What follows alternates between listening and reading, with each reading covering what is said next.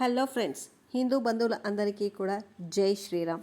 అయోధ్యలో శ్రీరాముడి విగ్రహ ప్రాణప్రతిష్ఠ తరువాత శ్రీరాముడి పాదరక్షకులు తీసుకొని అయోధ్య మందిరానికి వచ్చిన భరతుడు.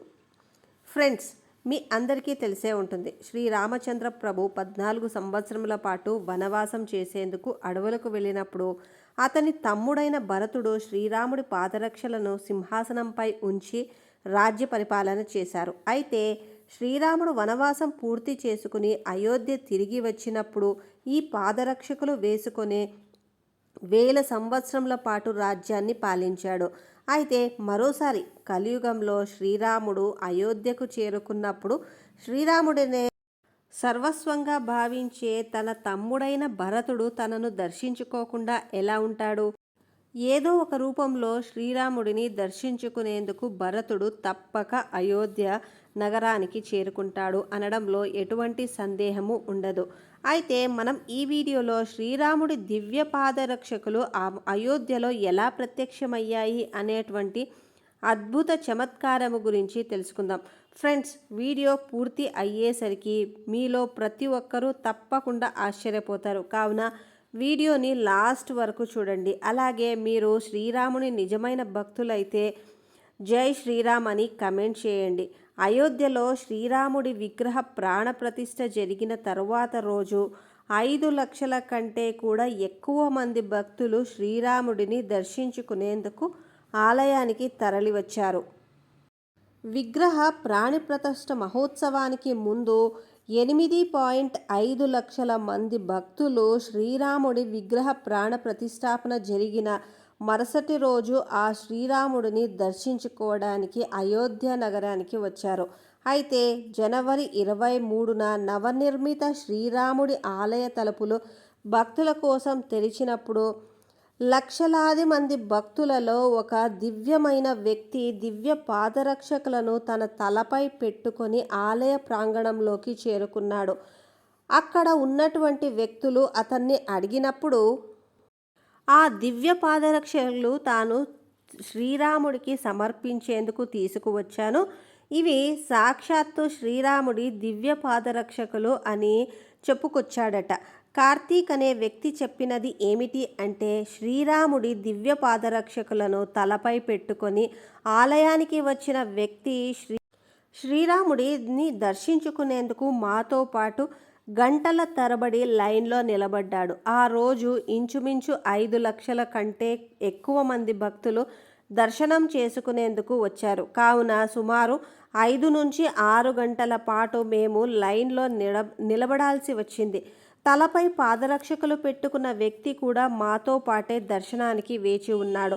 అయితే ఇక్కడ ఒక ముఖ్యమైన విషయం ఏమిటి అంటే, కార్తీక్ పాదరక్షకులు తలపై పెట్టుకున్న వ్యక్తితో ఇవి ఎందుకు తీసుకువచ్చావు అని అడగగా, తాను ఇవి శ్రీరాముడి కోసం తీసుకొచ్చిన దివ్య పాదరక్షకులు, ఇవి సాక్షాత్తు ఆ శ్రీరామునివే అంటూ చెప్పాడట. అయితే 5 నుంచి 6 గంటల పాటు లైన్లో నిలబడ్డ తరువాత మాకు శ్రీరాముడిని దర్శించుకునే భాగ్యం కలిగింది.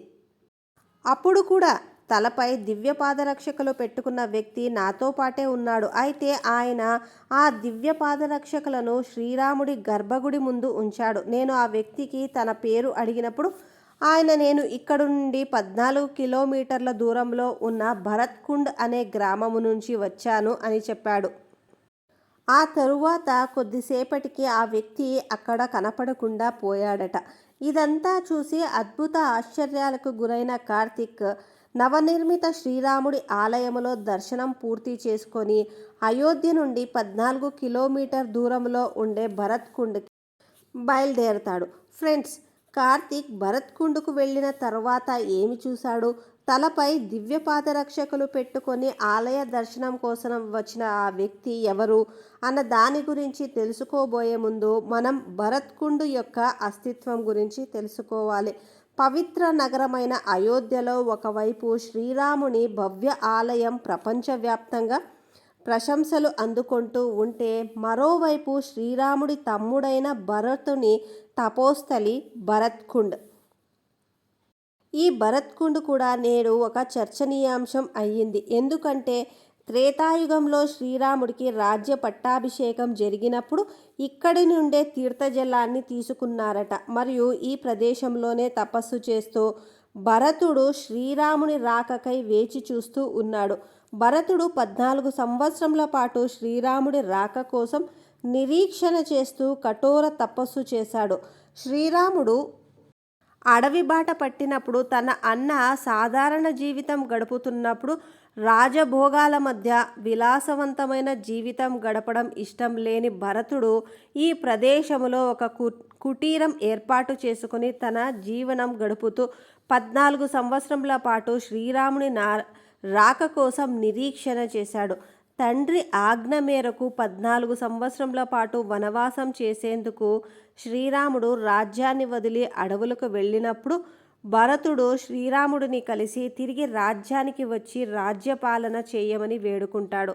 కానీ తండ్రి మాట జవదాటని శ్రీరాముడు తండ్రి ఆజ్ఞ పాటిస్తూ భరతుడి విన్నపాన్ని తిరస్కరిస్తాడు. ఈ క్రమములోనే భరతుడి విన్నపముతో శ్రీరాముడు తన పాదరక్షకులను భరతుడికి ఇచ్చి పంపుతాడు. దాంతో భరతుడు శ్రీరాముడి పాదరక్షకులను సింహాసనంపై ఉంచి రాజ్యాన్ని పాలిస్తాడు.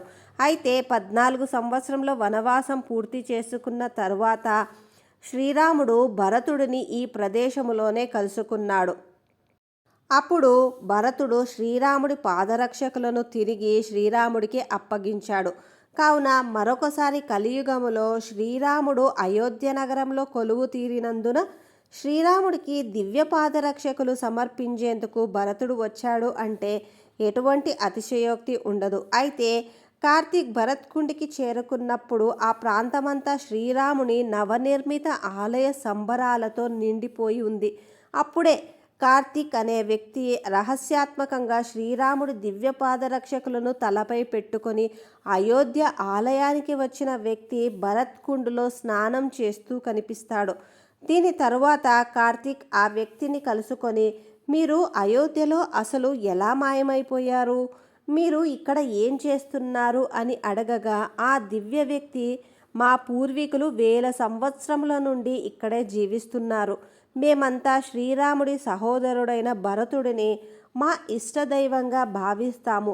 అయితే ఒక రోజు రాత్రి సాక్షాత్తు భరతుడు నా కలలో వచ్చి భరత్కుండులోని ఒక గుహలో శ్రీరాముడి దివ్య పాదరక్షకులు ఉంచబడ్డాయి, వాటిని నవనిర్మిత శ్రీరాముడి ఆలయమునకు తీసుకువెళ్ళమని, అక్కడ నుండి శ్రీరాముడు తన రాజ్యాన్ని పాలిస్తాడని చెప్పాడు. దాంతో మా రాజు ఆజ్ఞ మేరకు నేను ఆ దివ్య పాదరక్షకులను గుహలో నుండి బయటకు తీసి వాటిని నా తలపై పెట్టుకొని అయోధ్యకు వెళ్ళి అక్కడ పెట్టి వచ్చాను అని అంటూ ఆ దివ్య వ్యక్తి కార్తీక్తో చెబుతాడు. ఫ్రెండ్స్, నిజానికి చెప్పాలంటే అయోధ్యలో ప్రతిరోజు కొత్త కొత్త చమత్కారాలు చోటు చేసుకుంటూనే ఉన్నాయి. ఎన్నో అద్భుతాలు జరుగుతున్నాయి. కొన్ని రోజుల క్రితమే జనవరి 22న అయోధ్యలో శ్రీరాముడి విగ్రహ ప్రాణప్రతిష్ఠ జరిగి లక్షలాది మందిలో భక్తులు దివ్య దర్శనానికి వస్తున్నారు. అలాంటి ఈ తరుణంలోనే ఒక వానరం గర్భగుడిలోకి ప్రవేశించింది. ఈ విషయాన్ని స్వయంగా ట్రస్ట్ వాళ్ళే ట్వీట్ చేశారు.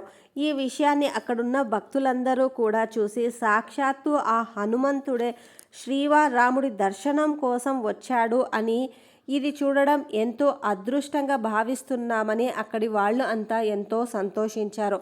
అంతేకాదు, శ్రీరాముడిని విగ్రహాన్ని చెక్కేటప్పుడు కూడా యోగి గారు చెప్పినది ఏమిటి అంటే, సాయంత్రం 5 నుంచి 6 గంటల సమయంలో తాను శిల్పం చెక్కుతున్నంతసేపు కొన్ని వానరములు అక్కడికి ప్రతిరోజు వచ్చేవని, వచ్చి కొద్దిసేపు ఉండి వెళ్ళిపోయేవని, ఇది ఎంతో అద్భుతమని ఆయన కూడా ఎంతో ఆశ్చర్యాలతో ఈ విషయాన్ని అందరితో పంచుకున్నాడు. సో ఫ్రెండ్స్, భక్తులందరూ కూడా ఎంతగానో ఎదురు చూస్తున్న రామాలయ నిర్మితం అయితే అయిపోయింది. ఇక ప్రతి ఒక్కరూ దర్శనం చేసుకోవడం అయితే బాకీ ఉంది. మరి మీరెప్పుడు దర్శనానికి వెళ్తున్నారు అనేది కింద కమెంట్ చేయండి.